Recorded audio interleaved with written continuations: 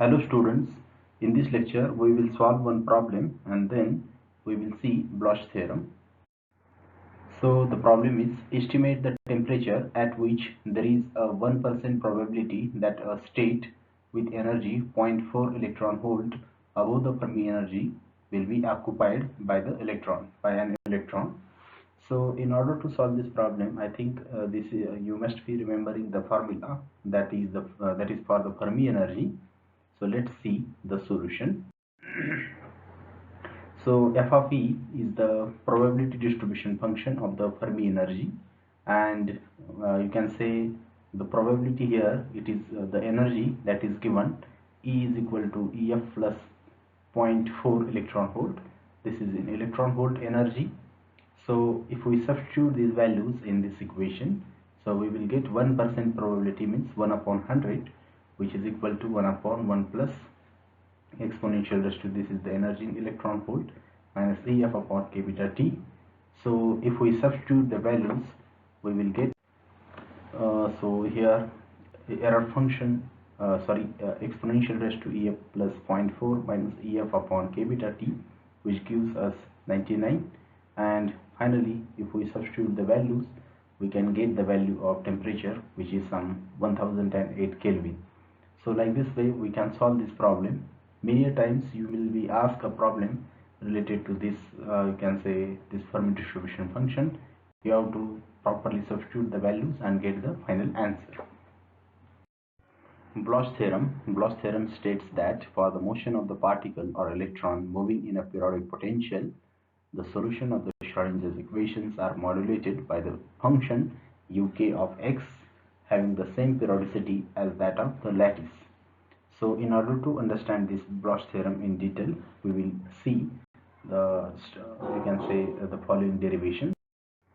So for one dimension, if we consider one electron Hamiltonian, so it will be p square upon twice m. This m is the mass of the electron plus v of x, where p is the positional operator.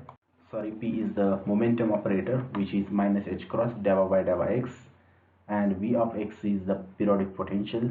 So here we are considering the periodic potential. V of x is the effective potential. Repeating distance is x. So after the distance x, again the potential will be same. After, if I add the distance a, then again the potential is same. That's why it is effective potential, which repeats after the distance a. So our goal will be to solve the Schrodinger's equation.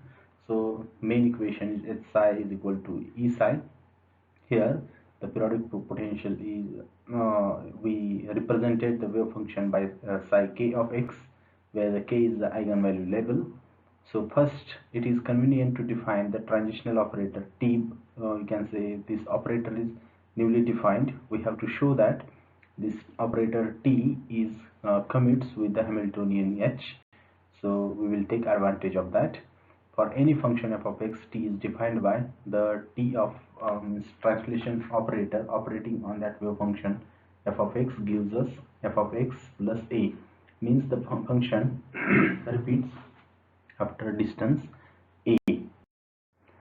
So the translation operator, okay, so T is defined by T operates on f of x gives us f of x plus a. For example, if we take f of x is equal to psi k of x, then psi k of x, which is, you can say, wave function solution to the Schrodinger's equation.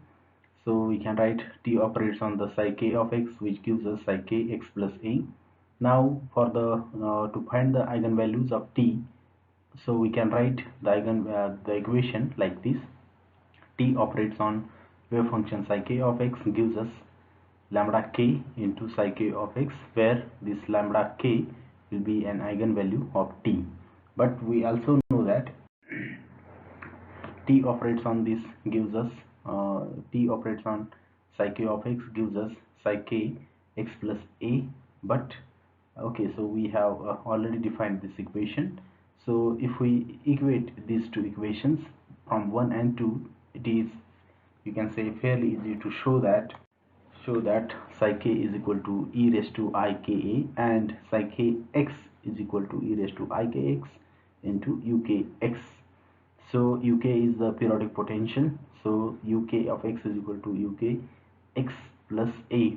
That means after distance a, the repeating pattern of the wave function is modulated by this function psi k, uk of x. So proof of this you can see in the Kittle's solid state introduction to solid state physics book. Then this shows that the transitional operator applied to an eigenfunction of the Schrodinger's equation of the Hamiltonian H, which introduced the periodic potential H, which gives us t operates on psi k of x gives e raised to I k a into psi k of x, where psi k of x is an eigenfunction of the translation operator t bar. So translation operator t. It also shows that the general form of psi k of x must be psi k of x is equal to e raised to I k x into uk x, where uk of x is periodic potential with the same periods as the potential. So that is uk of x is equal to uk x plus a. That means uk of x is a periodic potential function. This is a function which is repeating after distance a, and t is the you can say translational operator. So by using this whole say idea, in other words, we can say that the periodic potential p of x with periods a and psi k of x is a simultaneous eigenfunction of the translation operator t and the Hamiltonian h. Whenever a function psi k of x is a simultaneous eigenfunction of the translation operator t and Hamiltonian h, we say that in quantum mechanics this t and h are commutating with each other or commute with each other. So from the commutative theorem in the quantum mechanics, this is equivalent to say th, which is equal to 0. Commutating operation of t and h is equal to 0. So the commutator t and h vanish, so they commute. So they commute means so commutator operator, I think you have studied it, but if not, let's say a comma b. So it is defined by ab minus ba. If it is equal to 0, then we say that a and b commute with each other. Okay, that means it commutes. If this ab minus ba is not equal to 0, so in that case we say that they don't commute with each other. Remember, these are operators, so I will represent it by different symbols so that there should not be any confusions. So ab minus ba, if it is equal to 0, we say that they commute. If ab minus ba is not equal to 0, we say that they don't commute. If a and b commutes, in that case a and b has a simultaneous eigenfunction psi k of x or psi x. Okay, and we have such situation. So that means they share a set of eigenfunction. So at least one wave function will be there which they share, which is common to both of these two operators. So in other words, the eigenfunction of the electron wave function always has the form psi k of x, which is equal to e raised to I k x into u k of x, where u k of x is periodic and the period is a. So this is your Bloch theorem.